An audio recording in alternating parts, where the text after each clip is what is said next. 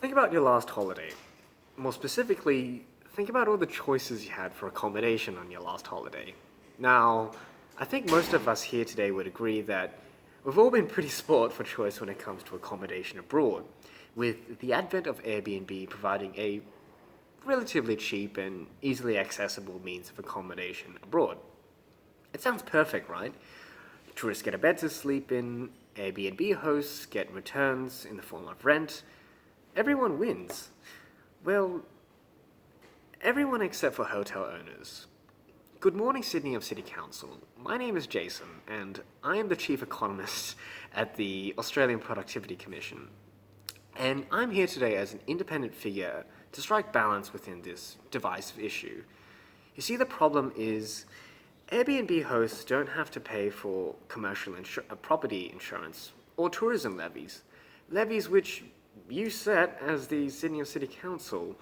And because of this, many hotels can't compete against Airbnb because they have to charge a higher price for their services, whilst Airbnb is sold at a discount.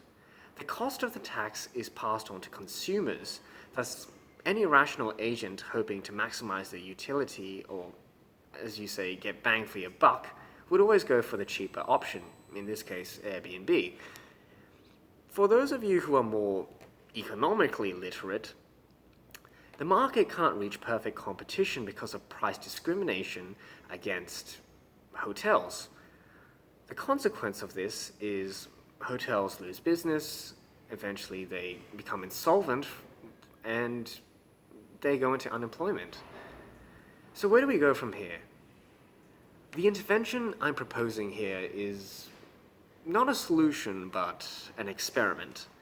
Suppose we were to remove these levies against hotels. Not only would that remove barriers to entry in the short run for hotels entering the hotel industry, it would allow hoteliers to reach equilibrium market price. The long-run consequence of this is we'll finally be able to gauge if hotels or Airbnb can offer a more price-competitive product in the long run. If hotels aren't able to compete, then rightly so, as inefficient firms, they'll be priced out of the market, and they'll close down. This way, as councillors, you create the most efficient hotel industry in Sydney. This is a solution that gives a fair chance to everyone.